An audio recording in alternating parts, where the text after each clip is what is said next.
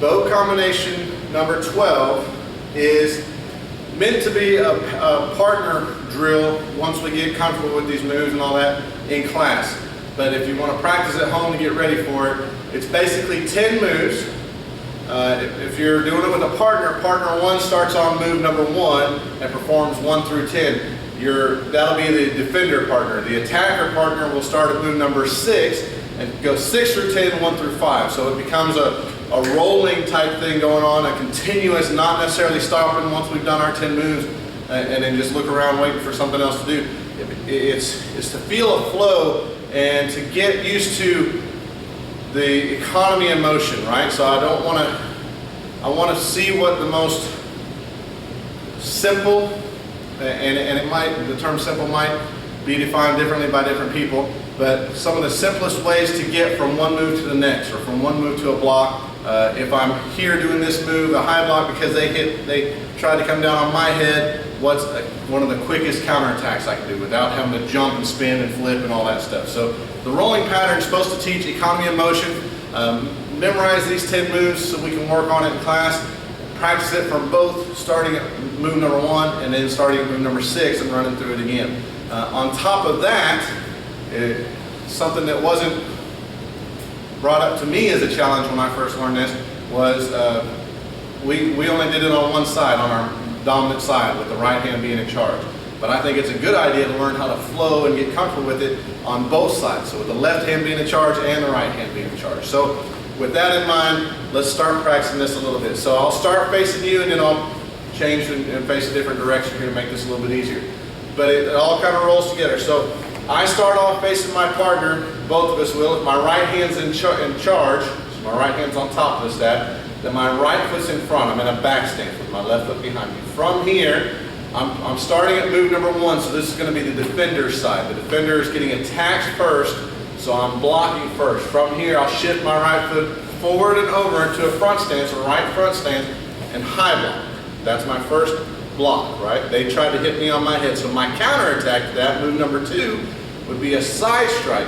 My right hand pushing forward. So there's move number 1 and 2. I start here. We're just seeing what happens. I see an attack coming down at my head. Step forward into a front stance because that's a strong stance to be in for my high block. Boom. Then I side strike and try to get them in their head. They'll block that and they'll counterattack. So then move number 3 is them trying to do a reverse strike to my body. I'm going to kind of get out of the way of this. I'm not going to hollow out necessarily, but I'm going to get out of the way and counterattack at the same time to their wrist. So I'm going to step my front foot back behind me into a front stance. As I do that, I'm going to overhead strike, but not stop at their head. I'm trying to hit my partner's wrist as they're doing their reverse strike to my body, right? I want to hit their wrist to see if I can make them drop that bow. So here again, from the beginning of that, starting off, shifting over that right foot into a high block in a front stance, side strike to their head. They counterattack and I step backwards, overhead strike, and I finish with my staff low because I'm aiming for their wrists. Then I'll step forward into a back stance and thrust right at their belly. All right, that's move number 4. Then move number 5, they're attacking up here. They're doing a reverse strike or something up here to this side of my head. So I shield, I push my left hand up and over across my head to protect the right side of my face, the right side of my head. Boom, and there's my shield block right there, right? Not fully a high block, not really a sweep necessarily going low or anything, but it's a shield coming up here high because I see that their attack's coming to the side of my head. There's the first 5 moves. So from a different vantage point here, I start with my right foot in front in a back stance facing my partner. Move number 1, they come at me at my head, I shift and I high block. Move number 2, I counterattack, so I push my right hand forward, boom, and I side strike, aiming for their temple. Move number 3, I step that right foot back behind me, boom, overhead strike to their wrists. Move number 4, I step that right foot forward into a back stance, thrust, right at their belly level. Move number 5, push the left hand up high and over to the side, and shield block. There's your first 5 moves. From there, we'll keep going. So move number 6 starts the attacker's side. So for all the things we just did in move number 1 through 5, I'd suggest practice those first, get comfortable with those, and then unpause the video here and start thinking about 6 through 10. But these are all the attacks that we were blocking, or our counterattacks to what the defender just did. So remember, the defender started off with a high block, so it's because I was doing an attack to their head. So move number 6, I just came from here, right, from my shield, and I shift my right foot over to a front stance and I overhead strike, aiming for the top of their head. Then if you remember, they blocked with a high block and they did something over here they did a side strike to the side of my head. They were aiming for my temple. So I shift my right foot back over into a back stance, and at the same time, see how my hips are coming with me a little bit? They're going to help me do a rotation block to knock that thing and get it away from me. I don't want that anywhere near my head. From there, so that's moves 6 and 7. 6 was overhead strike. 7 was in a back stance rotation block. 8, I'm counterattacking, I'm going for their ribs. So I shift over to a front stance, I'm doing a reverse strike at their rib level. Remember, this is where they're stepping back and trying to counterattack on my wrist. Move number 9, they're coming towards your belly with that thrust for move 4. So I shift back over, rotation block. And now this one's allowed to be a little bit lower. First one I was rotation block, top of my staff was up nice and high because I wanted to block something coming head level. This one I don't mind if the staff gets a little bit lower because it's coming at my belly, and with it being just a straight in thrust, all I'm trying to do is just move it off that center line, right? Last move, move number 10. So if you notice something here real quick, 6, 7 was a rotation block, 8, 9 was a rotation block, so I'm kind of going out and coming back here. Every other one's becoming a rotation block. This last one here, 8 was, let me get my numbers right. Move number 8 was a reverse strike to the body.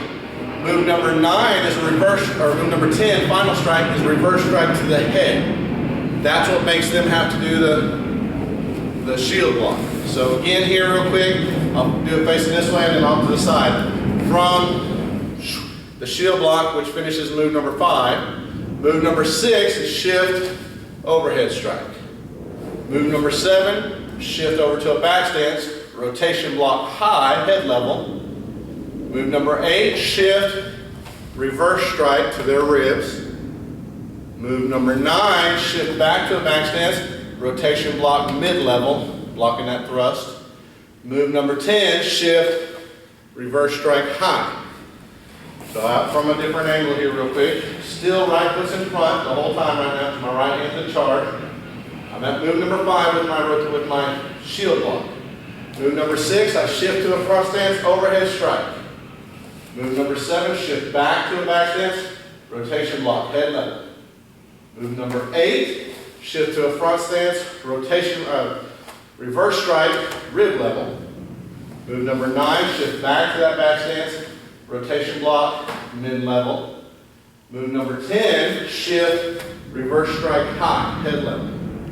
So those moves right there, 1 through 10, if you practice them in that order, 1 through 10, 1 through 10, 1 through 10, try to do it and keep moving with it. So I start here at the beginning and I'm at 1. Then I think about it. 2, 3, 4, 5, 6, 7, 8, 9, 10. Then I'm back to 1, 2, 3, 4. Just keep running through it until you can get quicker and quicker and smoother at it.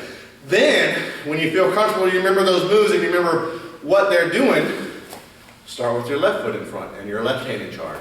That'll throw your world into a whole other range of shock. So practice this drill.